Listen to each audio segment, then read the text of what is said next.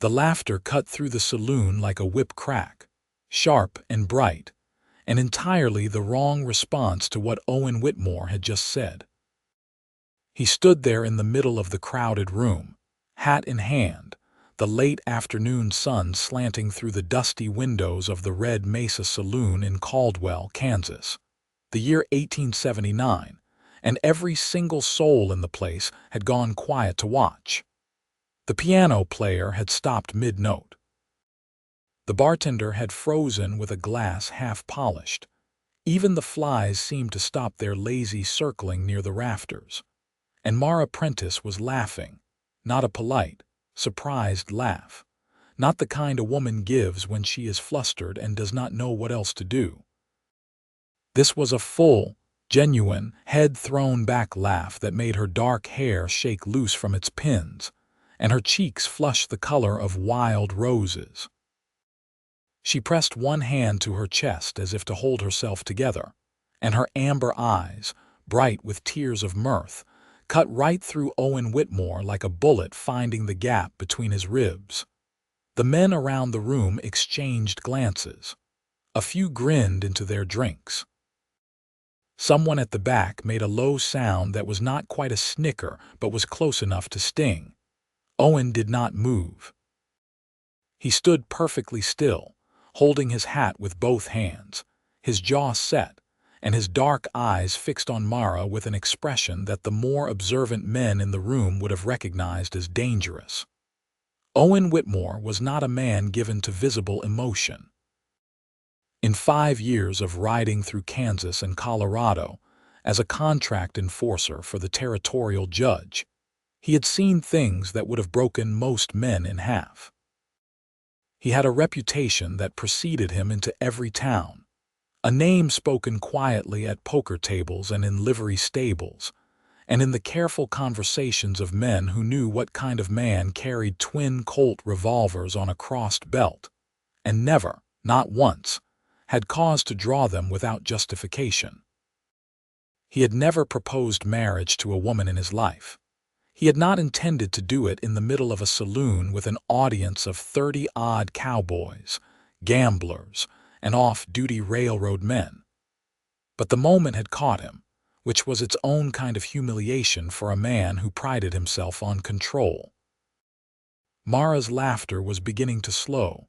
She wiped her eyes with the back of her wrist, and then she looked at him again, and something in his face made the last of it die on her lips. "Owen," she said, her voice gentler now, careful. "I was not joking," he said. His voice was very quiet. The kind of quiet that made the room lean in despite itself. Not even once. The smile vanished from her face completely. And just like that, the warmth of the room turned to something else entirely, something stretched and fragile and electric, like the air before a thunderstorm on the open plain. 6 weeks earlier, Owen Whitmore had ridden into Caldwell, Kansas, with a single purpose and no intention of staying longer than 3 days. He had done this dozens of times in a dozen different towns, each one bleeding into the next like watercolors in the rain. He was 31 years old.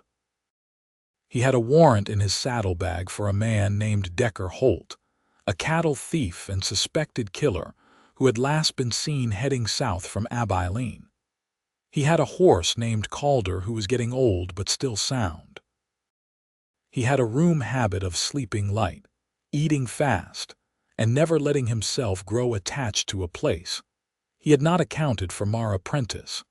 He first saw her on the street the morning after he arrived, arguing with a man twice her size outside the land office.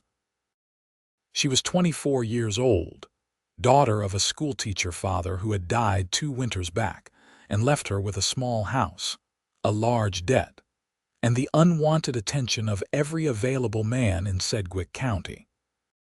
She stood 5'4" in her boots, wore her dark hair pulled back with a practical severity that failed to conceal the fact that it was genuinely beautiful hair, and she had the particular bearing of a woman who has been underestimated so many times that she has stopped being surprised by it and started being amused.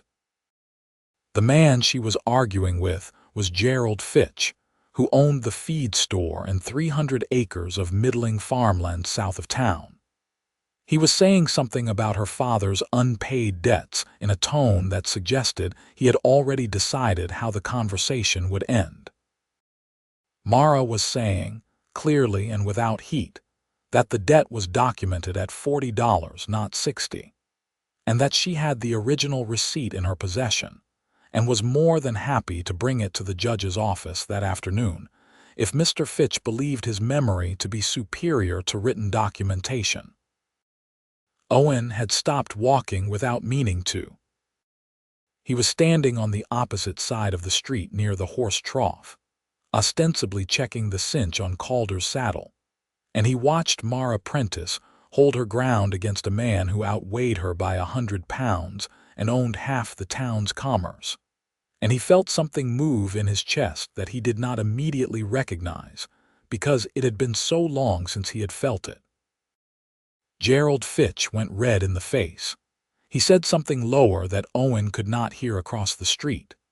Mara reached into the small leather bag at her wrist, produced a folded piece of paper with the unhurried confidence of someone who has already won, and held it out to him without a word. Fitch took the paper, read it, handed it back, said something short and unpleasant and walked away. Mara watched him go with a calm, level expression. Then she refolded the receipt, tucked it back in her bag and looked up and found Owen watching from across the street. She did not look away. She held his gaze for a moment with those amber eyes, measuring him without apology, and then she gave him a brief, polite nod and walked on. Owen stood there for a full 3 seconds doing nothing, which was unusual for him. He asked about her that evening at the saloon, casual enough that nobody thought anything of it. The bartender, a heavy-set man named Clarence who had the gift of knowing everything about everyone in a town of 2,000, told him her name, her circumstance, and the fact that she worked 3 days a week at the dry goods store owned by a widow named Mrs. Hallett and spent the other days either at her house or at the small schoolhouse outside town, where she sometimes helped with the younger children as an informal assistant teacher. "Good woman," Clarence said, wiping the bar with a rag that was not entirely clean. "Smart as a whip. Her daddy was the best schoolteacher this town ever had. She got his brains and her mother's stubbornness. God rest them both. Half the men in Caldwell have taken a run at courting her. She has an excellent talent for sending them away without being rude about it." Owen had nodded and finished his drink and gone to bed. The following morning, he found Decker Holt hiding in the back room of a boarding house on the south end of town, which was faster than he had expected, and he should have loaded Holt onto a horse and been riding north to Wichita within the hour. Instead, as he was coming back through the main street with Holt cuffed to his saddle horn, he passed the schoolhouse and heard, through the open window, a woman's voice reading aloud from a geography book with a kind of patient, warm clarity that made the words sound like something worth knowing. He slowed Calder to a walk. He told himself it was because the road was dusty. It took him 4 days to get Holt delivered to Wichita and the paperwork processed with the county sheriff, and when he came back south, it was ostensibly because there were 2 other warrants being processed for men believed to be operating in the Caldwell area. This was true. It was also true that he had thought about the voice reading from the geography book approximately 11 times in 4 days, which was 9 more times than he was comfortable with. He took a room at the Caldwell Hotel, a long, low building with a veranda that looked out on the main street, and he settled in with the professional efficiency of a man who has spent years living out of a saddlebag. He was methodical. He was controlled. He had a plan. The plan did not involve speaking to Mara Prentice. He managed 4 days of not speaking to her, which he considered reasonable given that Caldwell was not a large town, and she was, it turned out, everywhere. She was at Mrs. Hallett's dry goods when he went for supplies. She was at the post office when he went to receive a wire from the judge's office. She was at the town well with a bucket and a book tucked under her arm on a Tuesday morning when he was returning from a ride out toward the Kishome Trail to follow a lead on one of his warrants. On the fourth day, she was at the hotel dining room having breakfast alone with a newspaper, which was, Owen would later reflect, the specific detail that finished him off entirely.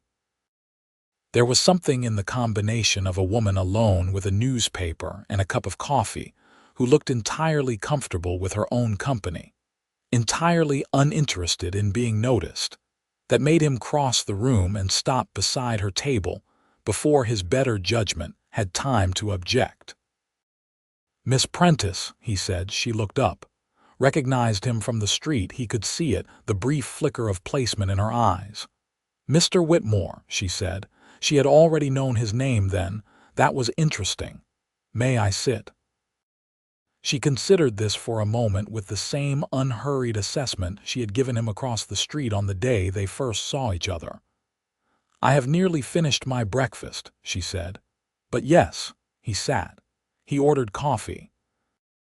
He did not have a prepared remark for the occasion because he had not expected to be here.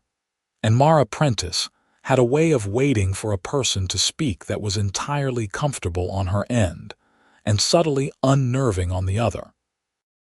"I saw you with Fitch last week," he said, because it was the first true thing that came to him.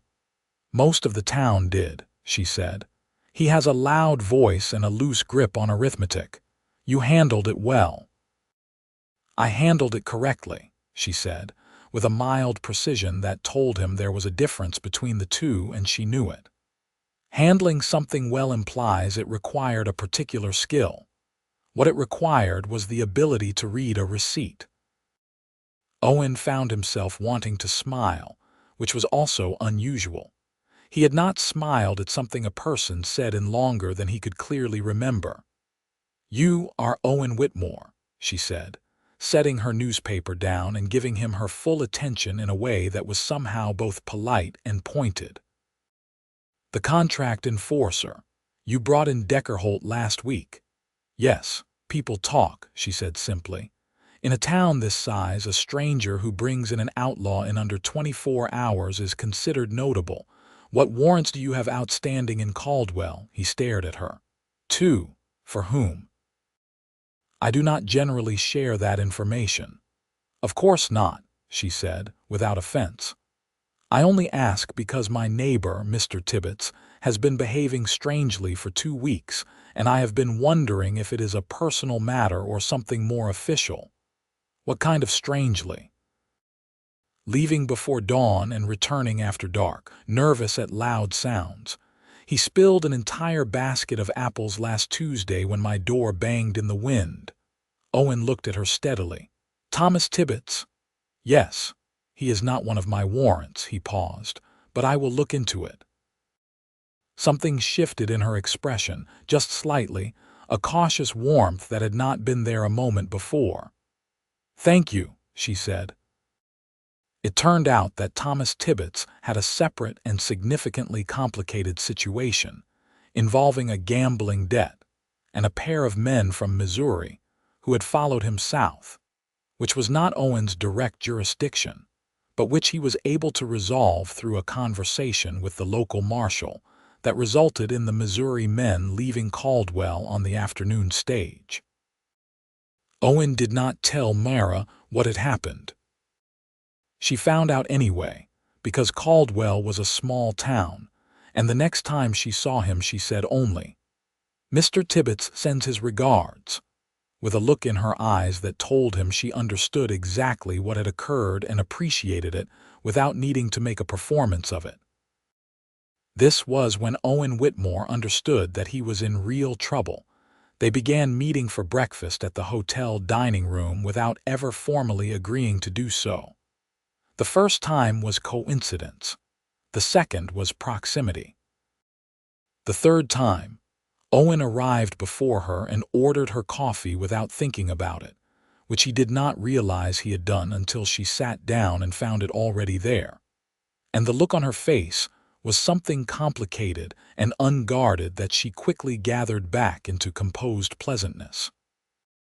They talked about everything and nothing in the careful way of two people who are both accustomed to keeping their inner lives private and who are discovering, with something like alarm, that the other person is capable of unlocking things they had intended to keep locked. Mara talked about her father with a love that was specific and detailed, the kind that only comes from genuine memory. She talked about the children at the school with a patient passion that made it clear teaching was not something she did to fill time, but something she believed in with her whole self. She did not talk about her mother beyond the single mention that her mother had been gone since Mara was 12, and Owen did not press. Owen did not talk about his past. This was not unusual for him. He had a practiced facility for steering conversations that kept the other person talking and himself largely unexamined. But Mara Prentice was, infuriatingly, just as good at it as he was, and on the third or fourth morning she stopped him mid-deflection with a quiet look and said, "You do not have to tell me anything. But I want you to know that I am not asking to be polite. I am asking because I want to know." The silence that followed was the longest silence of their acquaintance. He told her about Ohio. He had not spoken about Ohio to anyone in nearly 8 years. He had grown up in a small river town, the second of 3 sons of a man who worked the docks and drank away most of what he earned. The relevant part, the part that explained the rest, was a night when he was 19 years old, and his older brother Marcus had gotten into a violent altercation with a man who turned out to be connected to people who held a particular kind of power in that town. Marcus had been wrong in the argument and drunk besides, but the punishment that followed had been vastly disproportionate, and the law had not intervened, not because the law had not seen it, but because the law in that particular Ohio river town in 1867 had already been paid to look a different direction. Owen had left Ohio 2 weeks later. He had gone west because west was where a man without money or connections could still make something of himself through nothing but skill and will. He had spent 3 years drifting before a territorial judge named Haverford in Colorado had seen him disarm a man in a bar fight without drawing his own weapon, and had offered him work that paid actual money, and came with the specific satisfaction of enforcing laws that were supposed to mean something. "And your brothers?" Mara asked. "Marcus died in 74, Owen said. "Fever. The youngest, Daniel, is a minister in Cincinnati. We write twice a year." "I am sorry about Marcus. He was not always a good man," Owen said, "but he was my brother." Mara was quiet for a moment, turning her coffee cup in her hands. "My father always said that the purpose of justice was not punishment but correction, that a society that chose punishment over understanding was one that had already given up on itself." She paused. "He believed in people more than most people deserved. I used to think it made him naive. Now I think it made him right." Owen looked at her across the table and felt something crack open in his chest that he had spent 12 years keeping sealed. And the experience was not entirely comfortable and was entirely irreversible. They began taking walks in the evenings along the edge of town, where the prairie grass grew thick and gold in the late summer heat, and the sky was the particular enormous violet of Kansas twilight. This was where things became complicated, because a walk in the evening was not a breakfast meeting, was not the comfortable ambiguity of 2 people who happened to take their coffee at the same establishment. A walk in the evening was a declaration, and they both knew it, and neither of them said so, which was its own kind of declaration. The prairie in late summer smelled of dry grass and distant rain, and the occasional sharp sweetness of the wildflowers that grew in patches along the low hills south of town. Mara walked with her hands clasped behind her back, and her eyes on the horizon with the same comfortable absorption she brought to everything. And Owen walked beside her and felt, for the first time in a very long time, that he was somewhere he was supposed to be. He had not resolved his outstanding warrants. He had resolved one, a man named Cole Briggs who had been located at a ranch south of town, and who had come along with minimal difficulty. But the second warrant had gone cold, and Owen had asked the judge's office for more time, which was not entirely dishonest because he genuinely believed the man was still in the area. He believed this approximately 40% of the time. The other 60% of the time he knew that the real reason he was still in Caldwell, Kansas, in the summer of 1879, was walking beside him through the tall grass, watching a family of meadowlarks lift from the scrub. "You are still here," Mara said one evening about 3 weeks in. She said it without particular emphasis, the way a person states a fact they find interesting. "I am," Owen said. "Your warrant is proving elusive." She was quiet for a moment. The meadowlarks wheeled and settled in the distance. "Owen," she said, and it was the first time she had used his given name without the formal title, and it landed somewhere behind his sternum with a weight that surprised him. "Mara," he said. She turned to look at him. The setting sun was behind her, and it lit the edges of her hair with a copper warmth that was almost unbearable to look at directly, which meant he had to look at it directly, because he was not a man who looked away from things. "What are you doing here?" she asked, and the question was genuine and clear and not unkind. "I think you know," he said. She held his gaze for a long moment. Her expression was not the composed pleasantness of their early meetings. It was something more unguarded than that, something that held both want and wariness in equal measure, the face of a woman who has been careful for a long time and is not sure she can afford to stop. "I am not an easy woman to be with," she said. "I have been told this more than once." "By men who meant it as a criticism," Owen said.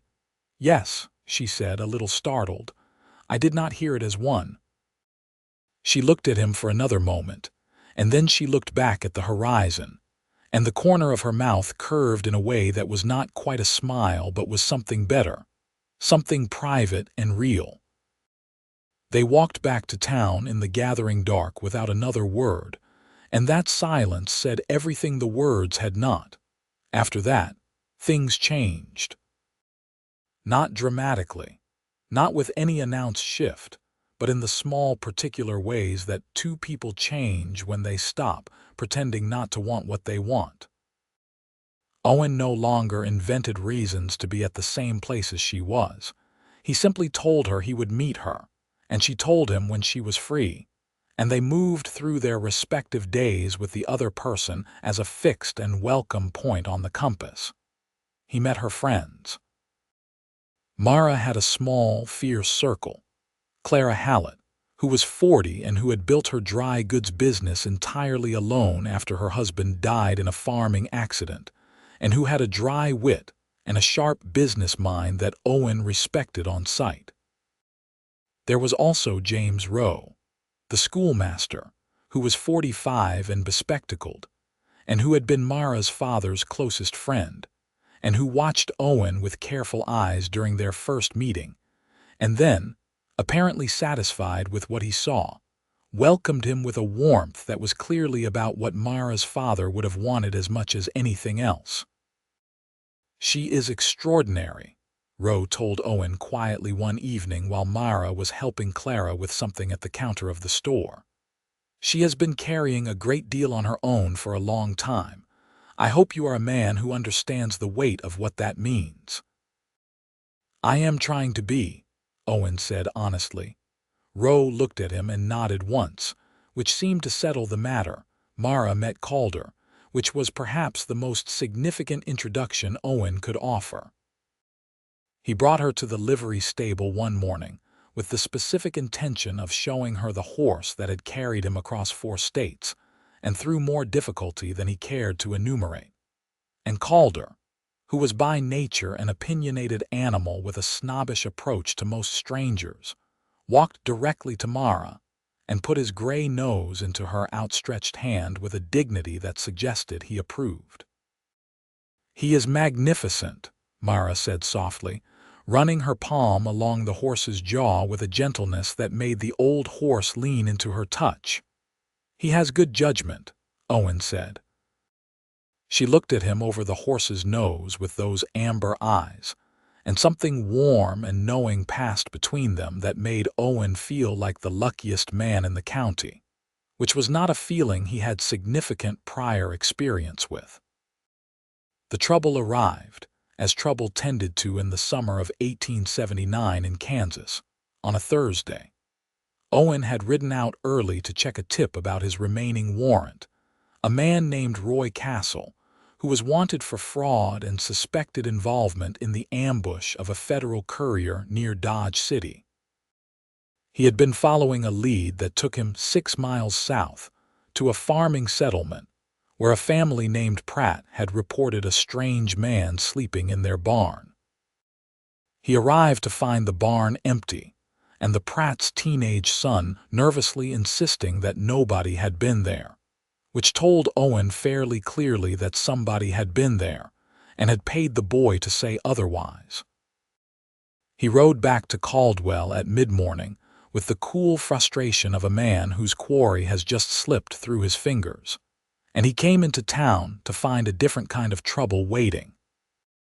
Gerald Fitch was standing outside Mara's house with 2 other men Owen did not recognize, and Mara was on her porch with her arms crossed, and her expression very controlled in the way that told Owen she was controlling it deliberately. He walked Calder to the edge of the yard without hurrying. Fitch looked up with the expression of a man who has been interrupted doing something he did not think was anybody else's business. "Whitmore," Fitch said, "this is not your concern." "Good morning," Owen said pleasantly. He looked at Mara. "Good morning." "Good morning," Mara said, and the small shift in her bearing at his presence was something only a person paying very close attention would have caught, a degree of released tension, a straightening. "Miss Prentice and I are discussing the property at the north end of her lot," Fitch said. "We are not discussing anything," Mara said, still controlled, still clear. "Mr. Fitch is claiming a portion of the land that borders my property belongs to him based on a survey he had conducted last spring. I am telling him that the original property deed registered when my father purchased this land in 1867 establishes the northern boundary clearly, and that I have a copy of that deed, and that the county land records in Wichita will verify it." "The survey supersedes the deed," said one of the men with Fitch, a thin man in a new coat who had the look of a recently hired attorney. "A survey conducted by a party with a financial interest in the outcome," Mara said, "is not, in my understanding, automatically considered authoritative. I believe that is a matter for the county clerk and, if necessary, a judge." Owen watched Fitch's jaw tighten. He looked at the thin man. "Are you a lawyer?" "I represent Mr. Fitch's interests," the man said. "Then you know she is right," Owen said. "A disputed survey requires a formal proceeding. You cannot establish a claim by standing in somebody's yard." There was a silence. Fitch looked at Owen with a calculation that was not quite hostility but was aware of Owen's reputation and deciding how much weight to give it. "This will be sorted through proper channels," Fitch said finally. "That is all she has asked," Owen said. Fitch left, with his lawyer and his second man trailing after him, and Owen swung down from Calder and tied the horse to the fence post and came up the porch steps to where Mara was standing. The controlled look on her face began, very carefully, to dissolve. "How long has this been going on?" Owen asked. 6 weeks, she said. It started just before you arrived. He wants the north lot for an expanded storage facility for the feed store. He has been coming at it from different angles. The debt was one, this is another. Does he have any valid claim? No, she said flatly. He knows it, his lawyer knows it. They are hoping I will be too tired or too frightened to fight it. She paused. I am neither. I know, Owen said. He was standing close to her on the narrow porch, close enough to see the fine tension still in her face and to want very badly to smooth it away. I can ride to Wichita and pull the county records myself. I know the clerk there. It will take 2 days. She looked at him. You do not have to do that. I know I do not have to, he said. I want to. Her expression did something complicated. She looked away toward the street where the dust from Fitch's departure was still settling. You keep doing that, she said quietly. Doing what? Appearing when something needs to be handled, handling it, as if it is the most natural thing in the world. She paused. I am not accustomed to it. I know, he said. I intend to keep doing it anyway if that is agreeable. She turned back to him, and for a moment the careful composure was entirely absent, and what was left was just the real thing. The woman underneath the management, warm and a little frightened and entirely herself, and Owen Whitmore, who had survived ambushes and border disputes, and the grinding solitude of a life lived largely without attachment, felt the world realign around this one porch, this one person, with the clear finality of a bone setting back into place. It is agreeable, she said softly. He rode to Wichita the next day, and was back in 36 hours with a certified copy of the original 1867 deed, and a letter from the county clerk, confirming that no competing survey had been formally filed in the county records, which meant Fitch's survey was as yet merely an argument and not a legal instrument. He presented these to Mara at their breakfast table, and she studied them carefully, and then looked up with a satisfaction that had a quiet, profound warmth in it. Gerald Fitch is going to be very irritated, she said. That is generally what happens to men who are wrong, Owen said. She laughed, full and genuine, and it hit him like sunlight. That afternoon, he walked into the marshal's office and had a quiet, direct conversation with Marshal Calvin Hess about the pattern of pressure being applied to Miss Prentice and her property. And he mentioned, not as a threat, but as information, that harassment of a private citizen who had committed no infraction was the kind of thing that tended to draw attention from county and territorial officials, and that he happened to know several of those officials on a first-name basis. Marshal Hess, who was a fair man if not a particularly energetic one, took this in and nodded and said he would have a word with Fitch about the appropriate limits of property disputes. The pressure did not stop immediately, because men like Fitch rarely stopped immediately, but it backed off enough that Mara could take a breath. And the look she gave Owen when he told her what he had done was a look he carried with him for the rest of the day like something valuable in his pocket. 3 weeks into their time together, Owen had resolved the issue of his warrant.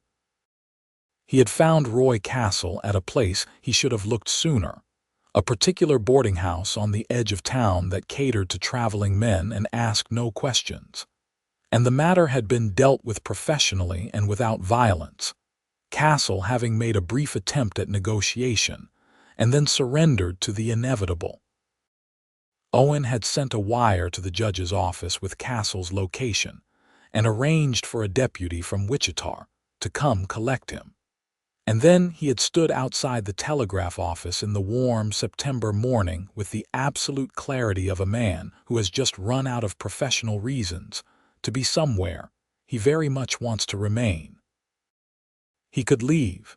He had no outstanding warrants in the area. The judge's office had 2 other cases waiting in different counties. He had a horse and a saddlebag and a way of life that had served him for 12 years. He stood outside the telegraph office for a long time. Then he went to find Mara. She was at the school, the real schoolhouse this time, helping James row with an afternoon lesson while he dealt with a parent conference. Owen waited outside in the shade of the cottonwood tree by the school gate, and he listened to her voice through the window, reading a passage from an American history text with the same patient, invested clarity he had first heard a lifetime ago. And he knew, with the particular knowledge that comes not from reasoning but from somewhere deeper and more honest, that he was not going anywhere. She came out an hour later and found him under the tree, and her expression, when she saw him, was surprised, and then warm, and then, very briefly, something that looked like relief, as if she had been conducting a private worry about his continued presence and was glad to have it resolved. "Your warrant," she said. "Resolved," he said. "Then you have no business in Caldwell," she said carefully. "That is not entirely accurate," he said. She waited, with that unhurried patience that was entirely her own.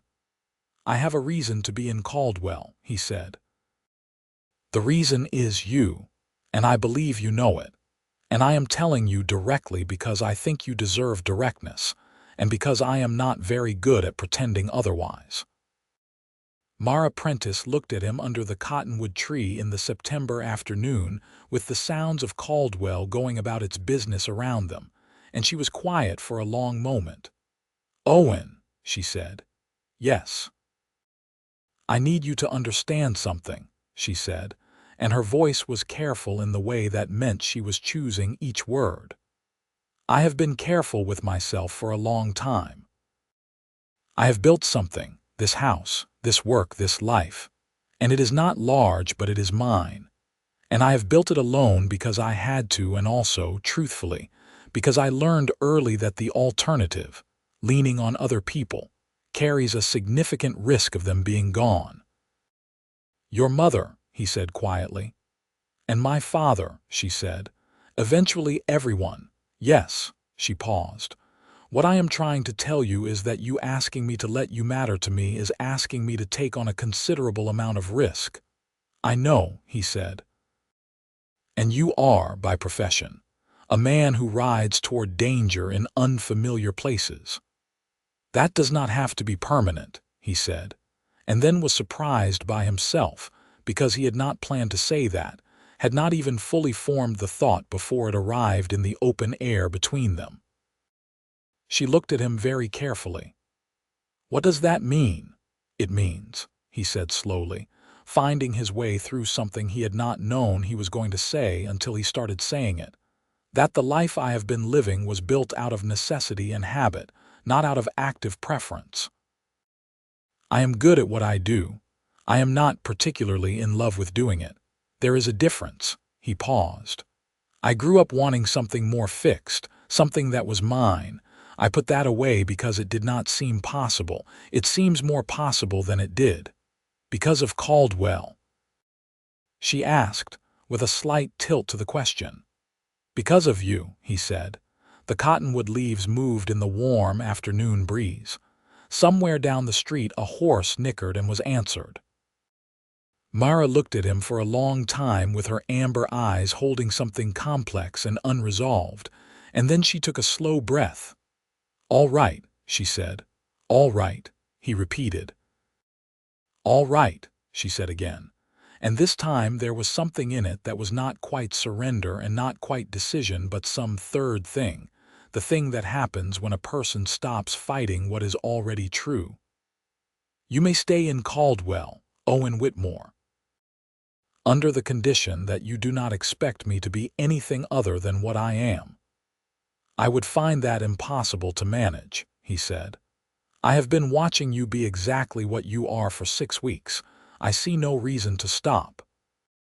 This, finally, was what broke the careful composure she had been managing and brought the real smile, full and unguarded and luminous. And Owen stood under the cottonwood tree and looked at Mara Prentice, and felt something in him settle with the permanence of a river finding its bed. The weeks that followed were the best weeks Owen Whitmore had spent in his adult life, which was not something he advertised, but which was true in the specific, unambiguous way of facts that do not require interpretation. He stayed at the hotel and began putting out careful inquiries about the kind of work available in Caldwell for a man with his particular skill set.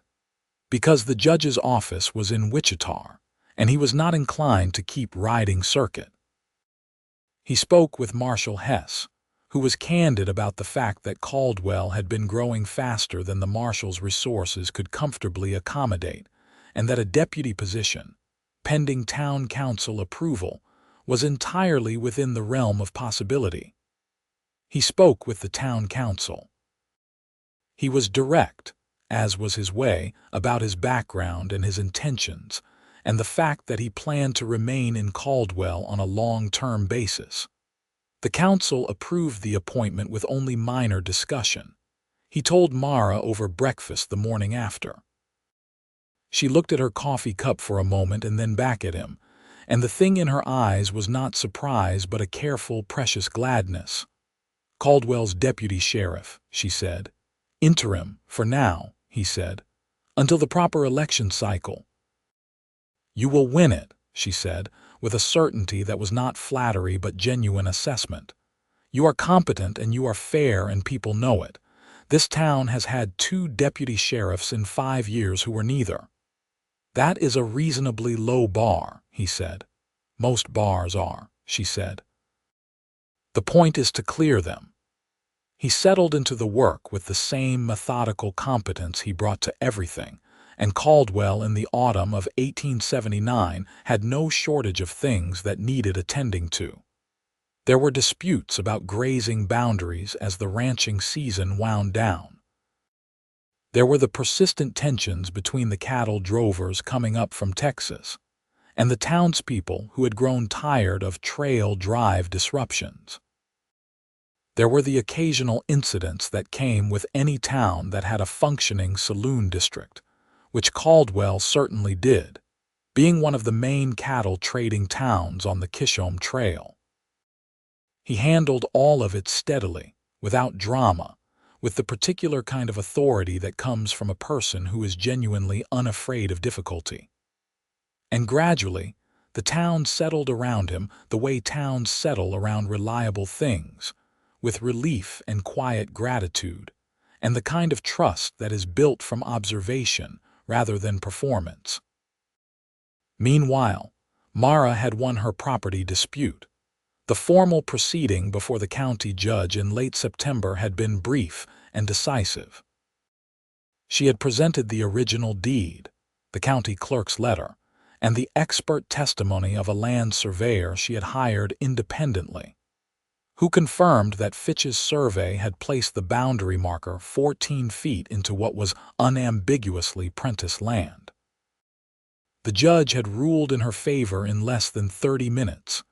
Gerald Fitch had left the courthouse with a rigid back and a tight jaw and had not, since that day, approached Mara's property in any form. "How does it feel?" Owen had asked her on the steps of the courthouse. "Correct," she said.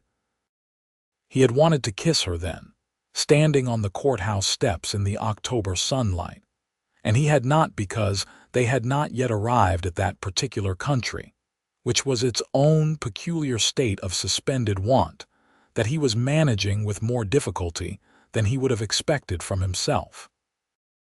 The kissing happened a week later, on a Friday evening on the porch of her house, which felt exactly right in the way that things feel right when they have been built up to gradually and genuinely, rather than rushed. She had made coffee, the real kind that she ground herself from beans she sourced from Mrs.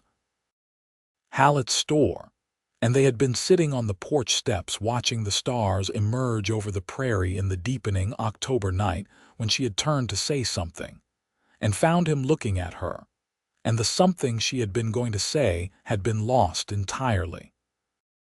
"Owen," she said, which was not what she had been going to say. "Yes," he said, which was not an answer to anything she had asked. And then, It was simply the natural conclusion of 6 weeks of walking and talking and breakfasts and evenings on the prairie. And the October night settled around them with the quiet generosity of the universe, occasionally doing something right. She tasted like coffee and something faintly sweet that he could not identify, and she kissed him with the same unself-conscious directness she brought to everything. And when they pulled apart, she rested her forehead briefly against his and let out a slow, honest breath that he felt all the way to the bottom of his lungs. "I was wondering when you were going to do that," she said. "I was waiting until I was sure it was welcome," he said. "It has been welcome," she said, "for approximately 4 weeks. Good information to have earlier," he said. She laughed and leaned her head against his shoulder, and they sat on the porch steps in the dark. And Owen Whitmore, who had spent 12 years being good at living without attachment, allowed himself to sit very still and feel the exact shape of what he had. October became November. The Kishome Trail traffic thinned as the season closed, and Caldwell settled into the quieter business of a prairie town in early winter. The days shortened and the air sharpened, and the wide Kansas sky turned the pale, enormous gray-white of the pre-snow sky. And Owen and Mara moved through this changed season with the easy intimacy of two people who have stopped performing the early stages of getting to know each other and arrived at the solid country of actual knowledge. He knew she woke early and badly, grumpy in a way she was not during the rest of the day. A small, fierce morning storm that required coffee and 30 minutes of quiet before it cleared.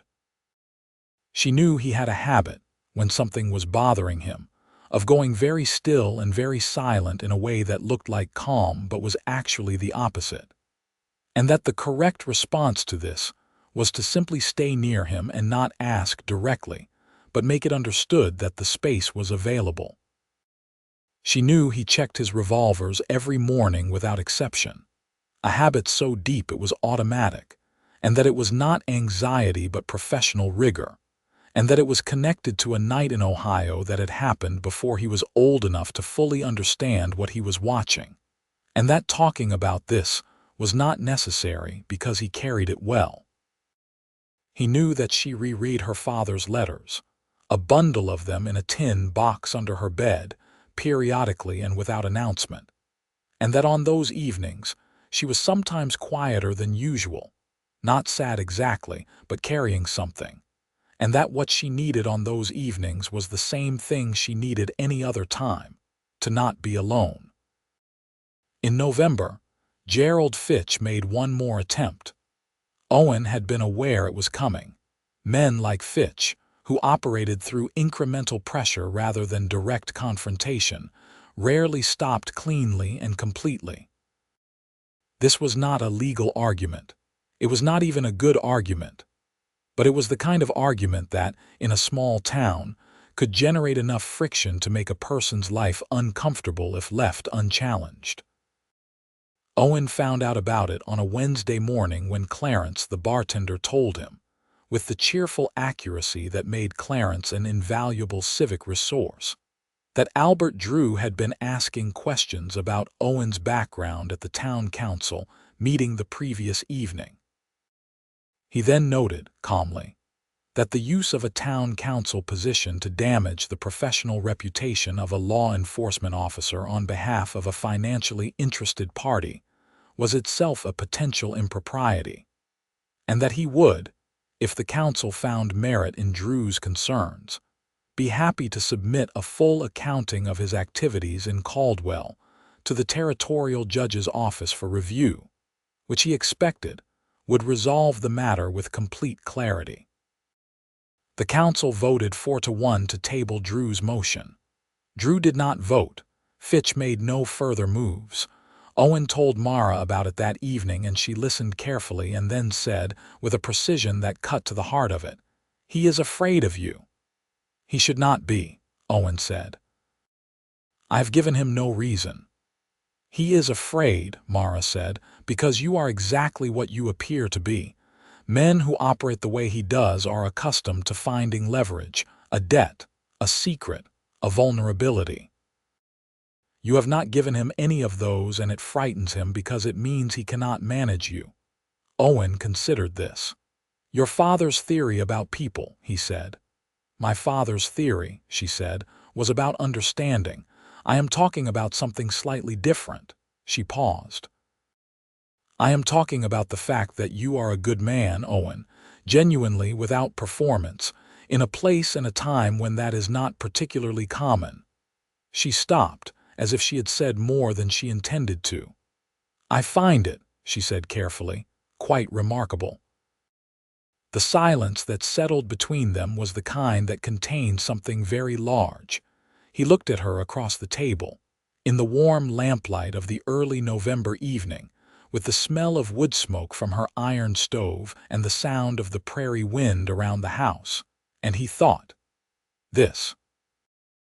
All of this specifically. It was 3 weeks after that, on a Tuesday afternoon in early December, that Owen Whitmore walked into the Red Mesa Saloon and did the most surprising thing he had done in his adult life. He had been thinking about it for a week. Thinking was perhaps the wrong word.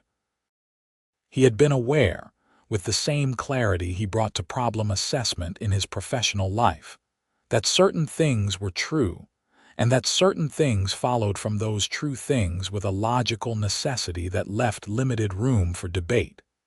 He was in love with Mara Prentice. He intended to stay in Caldwell. He wanted a life with her in it in a permanent and formal way that was not about possession or propriety, but about the public articulation of something that was already privately and completely real. He had thought about where and when to say this. He had imagined, briefly, a private moment. The porch, perhaps, or the prairie at sunset, some arrangement that honored the weight of what he was offering. He said her full name, which he almost never did. He said it was his intention to ask her something, and he reached into the inner pocket of his coat and produced the ring he had purchased 3 days ago from the jeweler in Wichita. A simple band of gold with a small turquoise stone set in it, because turquoise was the color of the Kansas sky in September. And that was when he had understood that he was not going to leave. And he said, "Will you do me the considerable honor of being my wife?"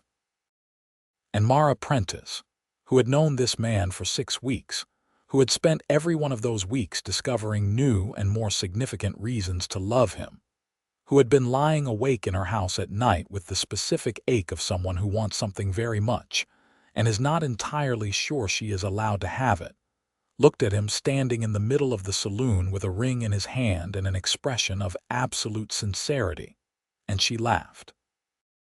She did not mean to. She understood, even as it happened, that it was not the right response. And then she saw his face. He was not hurt. Owen Whitmore's face did not show hurt in any conventional way. What it showed was stillness, and behind the stillness, very clearly, the quiet dignity of a man who has done something rare and genuine, and is watching it be received incorrectly. And the stillness was not cold, but it was real. And it was the realest thing she had seen on anyone's face in a very long time. "Owen," she said, soft and careful. "I was not joking," he said, and the room had gone so quiet that everyone heard it, not even once. The smile left her face completely. She understood, in that moment, with absolute precision, that this man had just handed her something that had cost him a great deal, that Owen Whitmore was not a man who handed things over easily, and that her laughter had landed on it like a careless hand on something breakable. She stepped toward him. The room watched. "I know," she said quietly, so only he could hear. "I know you are not joking. I know you completely. I am sorry." He was still watching her with those dark eyes, waiting, because Owen Whitmore was also a man who had learned that patience was the most useful form of courage. "Yes," she said. He went very still. "Yes," she said again, and this time her voice was completely clear, and there was nothing in it that was not certain. "I will marry you, Owen Whitmore. I would very much like to do that." The expression that moved across his face then was something she would remember for the rest of her life. Not triumph, not relief exactly, though it contained elements of both. It was the face of a man who has been careful and controlled for so long that the moment of being allowed to stop is, briefly and completely, overwhelming. It passed in a second and was replaced by the steady, warm certainty that was his natural state, but she saw it, and it was as if she had seen the whole of him in that single, unguarded instant. He took her hand very carefully and put the ring on her finger, and Mara looked down at the small turquoise stone against her skin and then back up at him. "Turquoise," she said.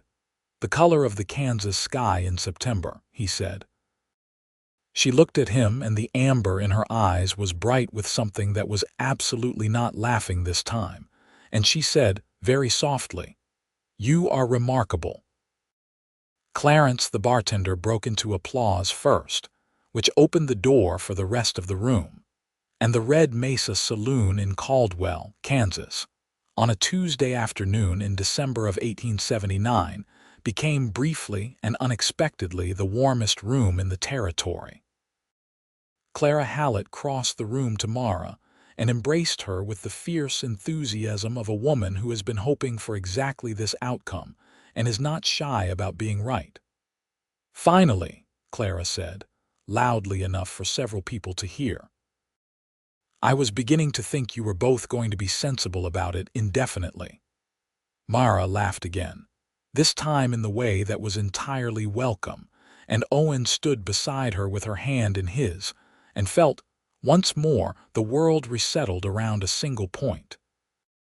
The weeks between the engagement and the wedding were busy in the way that the weeks between an engagement and a wedding always are, but they were also the kind of busy that comes with a shared purpose, and there was something profoundly different about working toward something together. Owen had discovered, than working toward anything alone. They decided to marry in February. Caldwell in February was cold and gray and not conventionally romantic, but February was when the town was quietest, when the trail drive season was fully closed, and the streets were calm and the pace of things slowed in a way that felt, to Owen, like the right setting for something permanent. Mara agreed without needing much persuasion. She was, he had found, entirely uninterested in the performance aspects of things and entirely invested in the substance.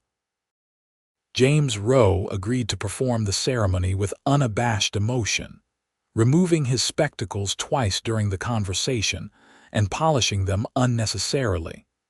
Clara Hallett planned a celebration at her store and was, Owen suspected, more excited than anyone. Mara and Owen spent the long December evenings talking about what their life would look like, which was its own form of intimacy, the kind that comes from two people making a shared map of the future. He would keep his position as deputy sheriff. He was not wrong about the election. He won it in January by a margin that surprised even the optimistic. She would continue teaching, both at the schoolhouse and in the informal way she already did. And she was in conversation with James Rowe about possibly formalizing her role in a way that came with actual compensation, rather than the volunteer arrangement that had been in place since her father's death. They talked about children eventually. Owen brought it up with a carefulness that told her he was not assuming, and she received it with a warmth that told him she was not opposed. "Eventually," she said. "Eventually," he agreed. "What kind of father do you think you would be?" She asked, with the direct curiosity that was entirely her. He thought about it genuinely, which was the only way he knew how to think about things. "Better than the one I had," he said. "I believe that is the fundamental aim in general." "My father was exceptional," Mara said. "I would like to do at least as well." "By my observation," Owen said. "You have already exceeded most of the people around you in every relevant category. I do not expect fatherhood to be the area where I close that gap." She looked at him, and the warmth in her eyes was so specific and real that he had to look away for a moment. "Stop that," she said. "Stop what?" "Saying true things that hit me unexpectedly," she said. "I require preparation time." He finally smiled, genuinely and without restraint, which was still a thing she found remarkable because it transformed his face entirely, and said, "I will do my best." He moved out of the hotel in January, not into her house, because this was 1879, and Caldwell was a community that observed proprieties, but into a small house 2 streets over that had come available for rent, and that was, everyone in town understood, a temporary arrangement. He made arrangements with the landlord, with the clear implication that he would not need the space past March. The landlord accepted this with the satisfied nod of a man who is glad the town is maintaining its deputy. Owen spent the January evenings after his shifts walking to Mara's house and sitting with her by the iron stove, sometimes talking, sometimes reading in the companionable silence of 2 people who are entirely comfortable in each other's presence. She lent him books from her father's collection, which was extensive and serious, and told him a great deal about the man who had raised her. He read them with genuine attention, and they talked about them the following evenings, and Owen found, to his own significant surprise, that he had opinions about literature and history, and that the years of living in his own head across long, empty miles of Western territory had, apparently, been producing thoughts that simply had not had anyone to talk to. Mara Prentice listened to him talk about Oliver Twist, of all things, with the focused attention she gave everything, and at the end of his remarks she said, "You have the mind of a schoolteacher, Owen Whitmore, and the job of a lawman, and it is an interesting combination." "Your father was a schoolteacher," he said. "Yes," she said, with a look that was both knowing and warm. "You are suggesting," he said carefully, "that the selection is not coincidental." "I am suggesting nothing," she said. "I am making an observation." He thought about this. "I believe I would find teaching very difficult," he said. "Children en masse unnerve me slightly." "That is because you have not yet had any of your own," she said with a calm certainty. "You believe that changes things." "Everything," she said simply. They were married on the 14th of February, 1880, which was Mara's idea, and which Owen later decided was either the most romantic thing she had ever done or a practical recognition that the date was easy to remember. And he was, by his own admission, the kind of man who benefited from memorable dates. The ceremony was held in the schoolhouse, which had been James Rowe's idea, and the entire town turned out for it, which was not an exaggeration. Mara wore her mother's wedding dress, altered to fit her, a cream wool with small pearl buttons at the wrist that Owen later spent a meaningful amount of time on. She carried a small bunch of dried prairie wildflowers because there were no fresh flowers in Kansas in February, and she had declined the suggestion of ordering any from a catalog on the grounds that they would be wrong.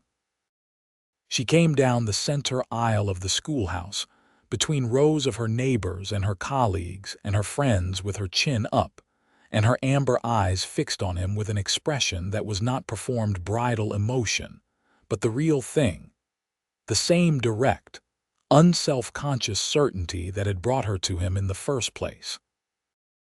Owen stood at the front of the schoolhouse in his best coat and felt, for the 3rd time in his experience of her, the sensation of the world arranging itself correctly around a single person. James Rowe performed the ceremony with his spectacles on, and his voice quite steady except for the moment when he said, "In the presence of all who love them," at which point he needed to stop and clear his throat. When Owen repeated the vows he had been handed, his voice was clear and steady and entirely present. Mara's voice was the same. They looked at each other while they spoke, not down at the text, which James Rowe noted later was relatively rare in his experience of weddings, and which was, he said, exactly what her father would have expected of her. Clara Hallett cried. She was not shy about it. There was, afterward, the celebration at Clara's store, which had been decorated with paper flowers and ribbon and lit with more lanterns than anyone had counted, and which was, Owen would later reflect, the kind of warm and unstructured gathering that he had not known he missed. He danced badly.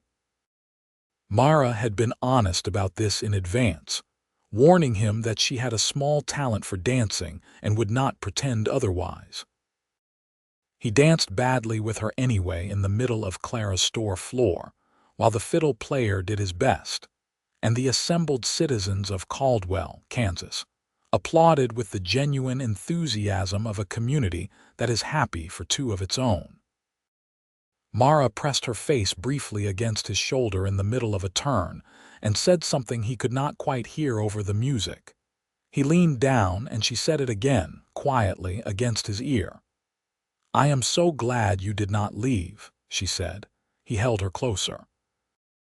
"I had no intention of leaving," he said. "Not even once." She pulled back just far enough to look at him, and the amber eyes were bright and certain and completely his. "I know," she said. "I know that now." They moved into her house together the week after the wedding, which had always been the plan. It was a good house, solid and well kept, with the particular character of a home that has been lived in by a person who cares about it. Owen brought very little. He had never accumulated much. A saddlebag, a trunk with his clothes, his father's watch, his brother Daniel's most recent letter, his guns and his cleaning kit, and a single book he had been carrying for 3 years without finishing because he always started it in one town and left it in another. A battered copy of David Copperfield that Mara took from him on his second evening in the house. Read the opening page and said, "Why have you never finished this?" In a tone that suggested failure. "I kept moving," he said. "You are not moving any more," she said, and gave it back to him. He finished it that month, in the evenings by the stove, while Mara graded the school papers. She had, by this time, formally agreed to take over 1 full day a week in James Rowe's classroom, a position that came with a small salary that she received with the quiet satisfaction of work being properly recognized. Spring came to Caldwell in the way spring came to the Kansas prairie. Sudden and extravagant, the gray world turning green overnight, the prairie grass erupting with a color that was almost aggressive after the long, pale winter. Owen, who had spent many springs in many places, found that this spring felt different, which he attributed without embarrassment to having a particular house to come back to at the end of each day. His work as sheriff, he had won the full election in March by 26 votes, was the kind of steady, community-rooted labor that suited him in ways the circuit enforcement work never quite had. He was good at the circuit work. He was excellent at it, but it had always been about finding and containing, which was only one part of what law was supposed to mean. The day-to-day work of keeping a growing cattle town orderly was about building something, about the slow construction of a community's trust in the structures that were supposed to serve it. And Owen found this kind of work satisfying in a way that surprised him with its depth. He hired a deputy, a young man of 22 named Henry Marsh, who was earnest and capable, and who Owen trained with a patience that Mara, watching from the side, found entirely consistent with everything she knew about him. "You have very good instincts with him," she told him one evening. "He reminds me of my brother Daniel before Daniel found God," Owen said, which was not unkind, only accurate. She laughed and leaned against him, and he put his arm around her, and they sat together in the spring evening with the window open and the smell of the prairie coming through. And it was, Owen thought, exactly what he had said he wanted when he was 19 years old and not yet old enough to understand how far away it might turn out to be. Mara discovered she was pregnant in June. She told him on a Sunday morning when he had the day off, which was rare, and he had been sitting at the kitchen table with a second cup of coffee and the newspaper, when she came in from the other room with an expression on her face that was complex in a way he had not seen before. Not frightened, not unhappy, but very careful, as if she were carrying something fragile. "Owen," she said. He set down the newspaper. "I believe," she said very precisely, "that we are going to have a child." He stood up. The chair scraped on the wooden floor. He looked at her face and saw through the careful expression to the thing underneath it, which was an enormous, private joy that she was holding very still, because she had not yet been sure of his response. He crossed the room and took both her hands in his. "Is that a terrifying prospect for you?" He asked because he needed to know, because she came first. "No," she said. "It is terrifying in the way that all the most important things are terrifying, but it is not a bad terror." She paused. "Is it terrifying for you?" "Yes," he said honestly, "in exactly the same way." She let out a long breath. "Good," she said, which was not the conventional response and was entirely her. He pulled her to him and held her with the particular careful intensity of a man who has just understood that the thing he has been protecting is larger than he knew. "I am going to be a father," he said against her hair. "Yes," she said. "Try not to be surprised about it. You were, after all, involved in the relevant events." He laughed, which surprised him as much as it surprised her, and she laughed too. And they stood in the kitchen on a Sunday morning in June of 1880 and laughed together with the full-throated joy of two people who are allowed to have this. Mara's pregnancy was, she insisted, entirely manageable, and the insistence was genuine rather than performed. She was healthy and she was busy, and she had no patience for being treated as fragile, which she communicated to Owen with enough clarity that he managed, with significant effort, to restrain his considerable protective instincts to a level that did not make her feel managed. He was not always successful. "Owen," she said one September evening when he had, for the third time that week, suggested she might want to sit down, "I am pregnant. I am not injured." "I am aware of the distinction," he said. "You do not appear aware of it," she said. "I am, however, aware," he said, "of the fact that you have been on your feet since 6 this morning, that you taught for 5 hours, that you carried 6 pounds of potatoes from the market, and that you are currently attempting to reach the top shelf of the pantry, and that I am 6 inches taller than you and standing 2 feet away." She considered this. "That is an unusually detailed inventory. I pay attention," he said. "To a fault," she said, but she let him get the jar from the top shelf, and the look she gave him when he handed it down was the warm, half-exasperated affection of a woman who is entirely loved and knows it. Their son was born in February of 1881, in the same house on the same prairie, with the same iron stove and the same cold gray winter sky outside the window. He was born on a Thursday morning, which happened to be Mara's day to teach, a coincidence she found personally inconvenient, and which neither the baby nor the weather showed any interest in accommodating. Owen was there throughout, which was not typical for the era, but he had made clear to the midwife from the beginning that he was remaining, and the midwife, a practical woman named Mrs. Grove, had taken one look at him and decided it was not worth the argument.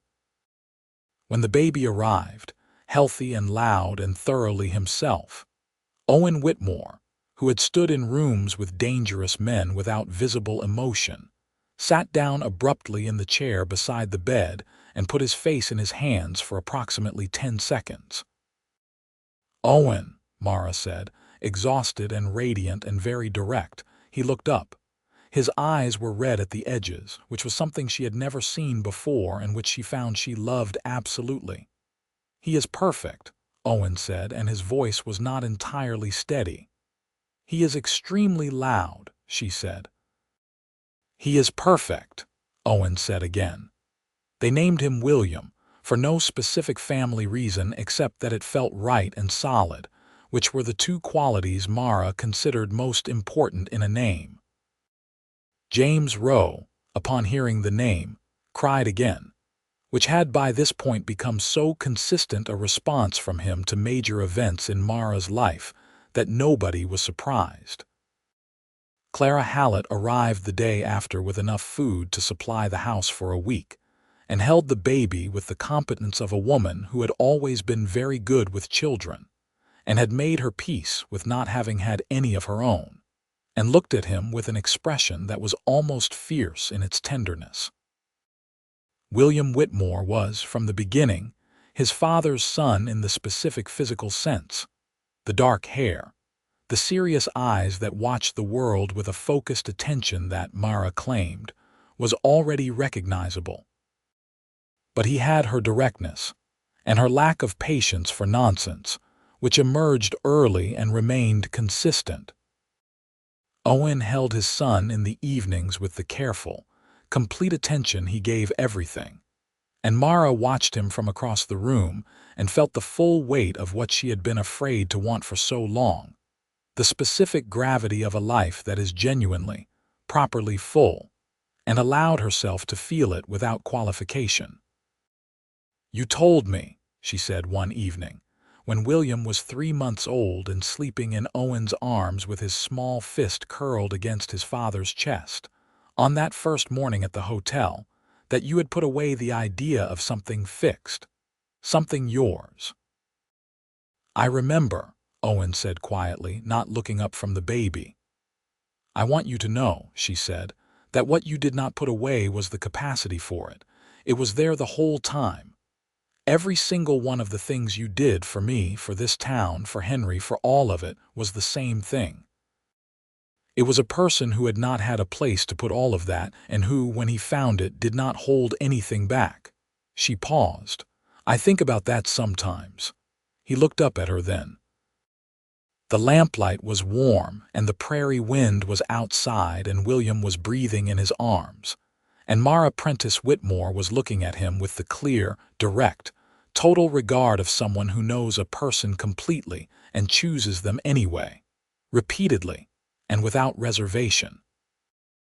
"I think about the saloon," he said. "Do not," she said, but she was smiling. The laugh was rather definitive, he said. "I have apologized," she said. "Multiple times," he agreed. Each apology was delivered with commendable sincerity. "And yet you persist," she said. "I find it comforting," he said. "Every marriage should have a founding story. Ours is better than most." She crossed the room and sat beside him on the settle and leaned her head on his shoulder very carefully so as not to disturb William, who was entirely undisturbed regardless, already a sound sleeper, another trait from his father. "Owen," she said. "Yes." "I love you," she said, which she said regularly and without ceremony because she was not a person who believed in rationing true things. "I love you," he said, which he had learned to say with the same ease and now said as naturally as his own name. Caldwell grew. The town continued its expansion through the early 1880s as the cattle trade reached its high point on the Kishome Trail, and Owen Whitmore's office grew with it. A second deputy hired in 1882, a new jailhouse built with county funds, a formal courthouse established that gave the law in Caldwell a weight and presence it had lacked in the earlier, more improvised years of the trail town era.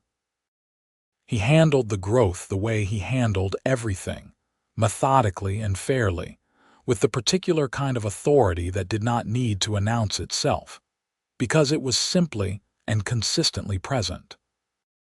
The cattle trade and its associated turbulences, the clash between trail drivers and town settlers, the steady tension between old ways and new structures, the slow beginning of the closing of the open range as fencing spread across the prairie.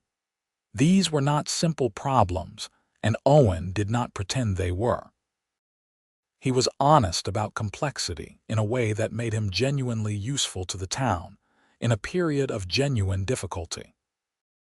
Mara's teaching became, by 1883, a formal and paid position, assistant schoolteacher at the Caldwell School, with a salary approved by the town council and a classroom of her own on days when the school divided for advanced instruction. James Rowe retired that year, his eyesight no longer equal to his enthusiasm, and he left Mara the school's library in addition to a personal letter that she read twice, and then placed with her father's letters in the tin box.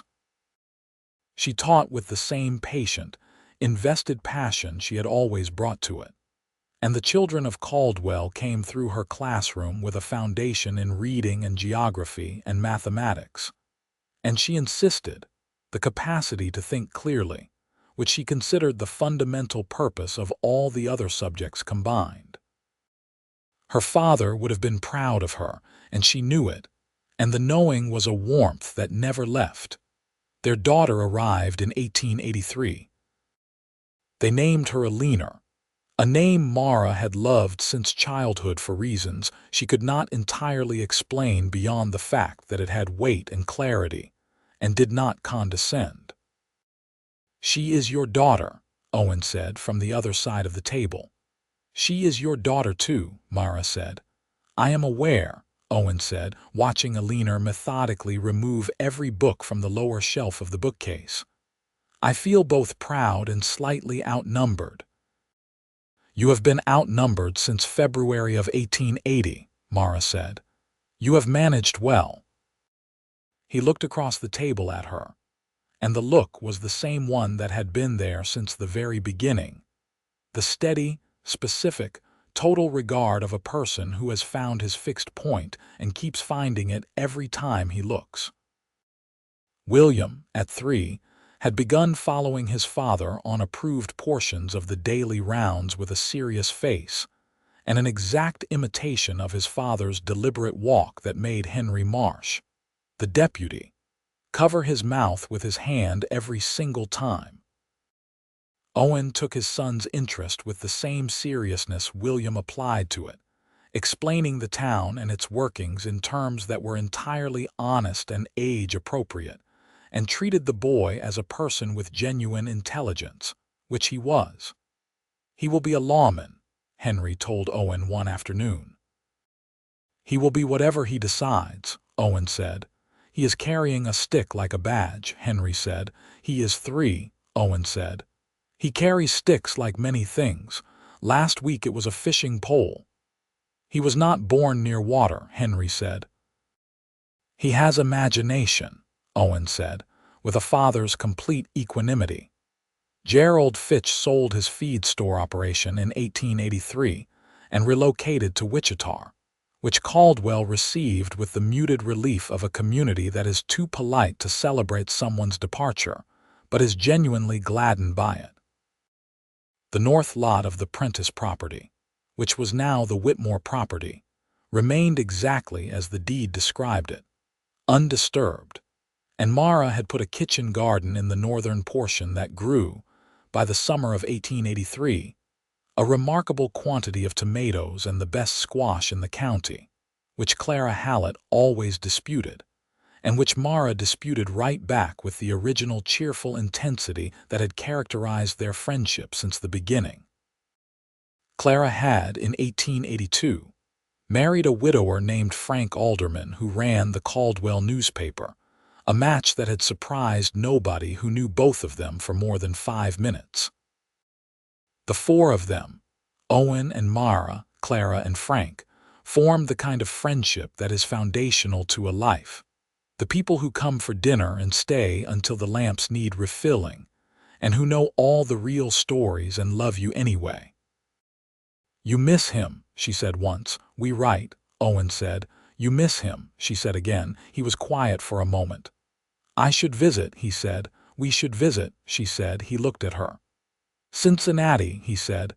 "It is not so far," she said. "The railroad runs direct from Wichita now." They went in the autumn of 1884. Owen and Mara and William, 3 years old, and Alina, 1 year old and entirely unbothered by the train, which she regarded with the scientific interest she brought to all new mechanisms. The visit to Daniel in Cincinnati was the first time Owen had been back east since he was 19 years old, and the experience was stranger than he had expected. The familiarity of the landscape and the absolute distance of the man he had been in it. Daniel was a good man, warm and genuine, with a wife named Sarah who was quiet and perceptive, and who was clearly one of the best decisions his brother had ever made, which Owen told Daniel on the second evening. And Daniel looked at him with eyes that were the same shape as Owen's but had an entirely different history in them, and said, "The same could be said for you." "You are happy," Daniel said. "It was not a question." "Yes," Owen said. "I did not know," Daniel said carefully, "if that was going to be possible for you after Marcus, after everything." "I did not know either," Owen said honestly. "She did that?" Daniel asked. Owen thought about it. "She gave it a place to be," he said. "It was already there." Daniel nodded, looked out at the yard where Mara was chasing William around the oak tree with Alina on her hip and laughing the full, genuine laugh that Owen had fallen in love with in a saloon on a Tuesday afternoon. "You are a lucky man," Daniel said. "I am aware," Owen said. They came back to Caldwell in late October, the children slightly taller and significantly more opinionated, and slid back into their life with the ease of people who fit where they live. The Kansas sky was the enormous autumn blue that stretched from horizon to horizon, and Calder, who was quite old now and retired from actual work, but kept because he had earned it, nickered from the paddock as they came up the road, and William shouted his name with the loyalty of a child who considers a horse as important as any person.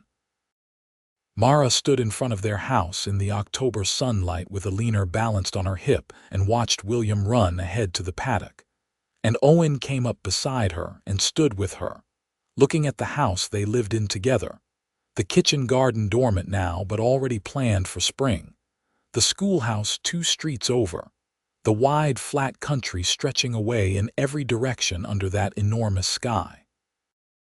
"Home," she said. "Home," he said. She turned to look at him, and her amber eyes were warm and clear and entirely unguarded and entirely his. "I thought, you know," she said, "when you were standing there in the saloon with your hat in your hand, that you had simply made an impulsive and ill-considered decision in an inappropriate setting." "I know," he said. "I understand now," she said, "that there is no impulsive thing about you. That you knew exactly what you were doing and exactly what you meant, and were simply waiting for the world to catch up with you." "That is a more flattering interpretation than I might deserve," he said. "It is the accurate one," she said, with the calm certainty she brought to true things. He put his arm around her, and she leaned into him, and Alina, from her position on Mara's hip, grabbed a handful of Owen's coat with the proprietary authority of a person who considers him hers, which she did, and which he was, entirely. William's voice carried from the paddock, where he was already telling Calder something with great seriousness. The old horse's gray head bent down to listen with an expression of dignified patience. Owen Whitmore stood in front of his house on a Kansas October afternoon in 1884, 5 years out from the day he had ridden into Caldwell with a warrant in his saddlebag and no intention of staying, and he held his wife and his daughter and listened to his son talk to his horse, and he felt the specific, unambiguous, complete contentment of a man who has found what he was looking for before he fully knew he was looking. He was not joking, not even once. and every single thing that had followed from that simple, certain truth had been more than he knew how to have asked for, which was perhaps how the best things always arrived. Not as the things you planned for, but as the things that met you when you had finally stopped running from the possibility of them. On a Tuesday afternoon in a Kansas saloon, with a ring in your pocket and the whole open country ahead.